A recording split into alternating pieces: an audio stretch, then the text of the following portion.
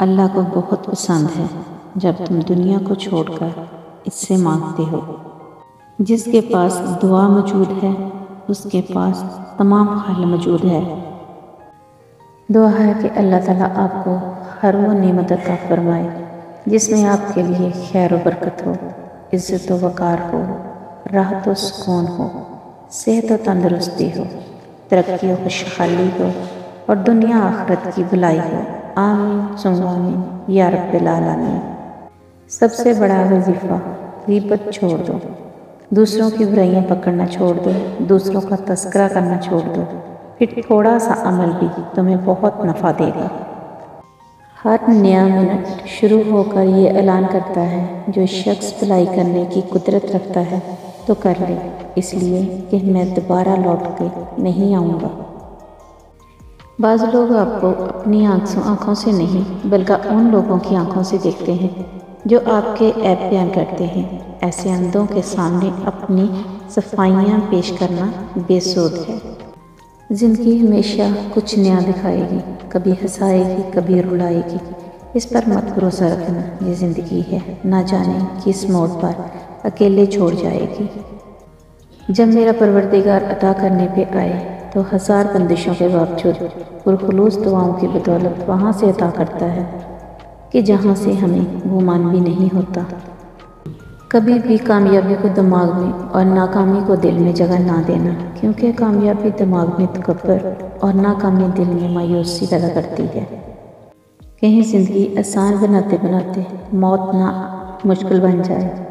غور و فکر کیجیے۔ نبی صلی اللہ علیہ وآلہ وسلم نے فرمایا، میں نے قبر سے زیادہ کوئی اور بھیانک منظر نہیں دیکھا۔ یا اللہ، قبر کی سختی سے ہماری حفاظت فرما۔ آمین یا رب العالمین۔ جنت کی دو بڑی نعمتیں، ایک اللہ کا دیدار، دوسرا حضرت محمد مصطفیٰ صلی اللہ علیہ وآلہ وسلم سے ملاقات۔ یا اللہ ہمیں دونوں نعمتیں نصیب فرما۔ آمین ثم آمین۔ صبح کی حقیقی خوشی اس شخص کو نصیب ہوتی ہے جو صبح کا استغفار، نماز، تلاوت اور ذکر سے کرتا ہے۔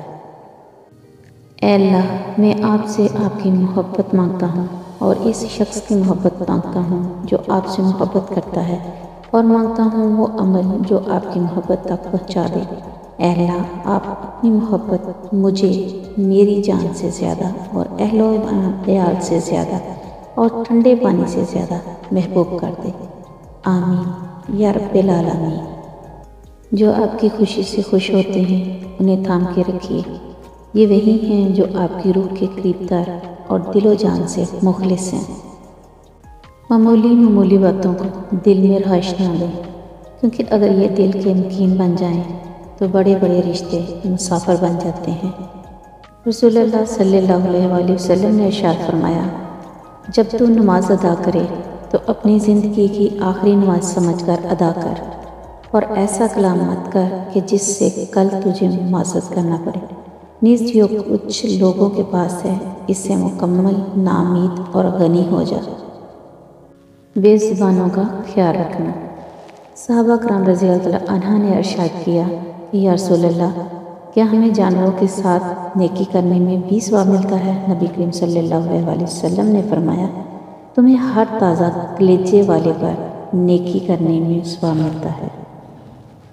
کوشش آخری سانس تک کرنی چاہیے، منزل ملے یا تجربہ، چیزیں دونوں نایاب ہیں۔ گفتگو ایسے شخص سے کریں جو آپ کا احترام کرے، مشورہ کسی ایسے شخص سے کریں جو آپ سے محبت کرتا ہو، اور قرب کسی ایسے شخص کا اختیار کریں جو آپ کے مشابہ ہو۔ نعمتوں کے چھن جانے کے دو ہی سبب ہیں، خوف خدا کو چھوڑ دینا، لوگوں سے بدسلوکی کرنا۔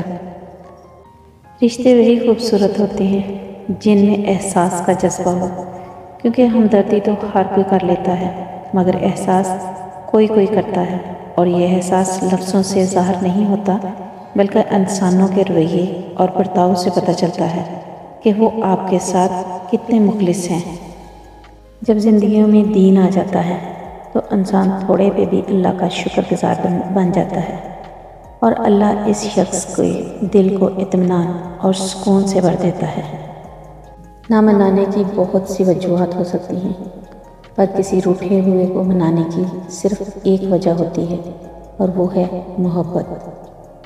اگر آپ اپنے سر پر عزت کا تاج چاہتے ہیں تو اپنے غرور کو پاؤں کے نیچے رکھا کیجیے۔ صرف قرآن وہ واحد کتاب ہے جسے پڑھنے سے مصنف کو پڑھنے والے سے محبت ہو جاتی ہے۔ لوگ تکلیف دے رہے ہیں، بات بات پر تانا دے رہے ہیں اور تہمتیں لگا رہے ہیں، تو آپ ایک بات کو یاد رکھیے کہ وہ رب کچھ نہیں بھولتا، وہ واقف ہے ہر زخم سے۔ لوگوں کے رویے کو اس کے سپرد کر دیں، آپ کا اجر بہت قریب ہے، بس اس رب پر یقین رکھیے۔ اچھی کتاب کا مطالعہ کرنا فکر و پریشانیوں اور غیر ضروری خدشات کو پیدا نہیں ہونے دیتا۔ زندگی کو بڑی بڑی خواہشوں کے پورے نہ ہونے پر افسوس کرنے میں ضائع مت کریں۔ چھوٹی چھوٹی چیزوں اور نعمتوں میں خوش رہنا سیکھیں، زندگی بہت خوبصورت لگے گی۔ ہو سکتا ہے آپ ستاروں کی تمنا کریں لیکن اللہ آپ کو چاند سے نوازنا چاہتا ہو۔ صبر اختیار کرنا بہت خوبصورت ہے۔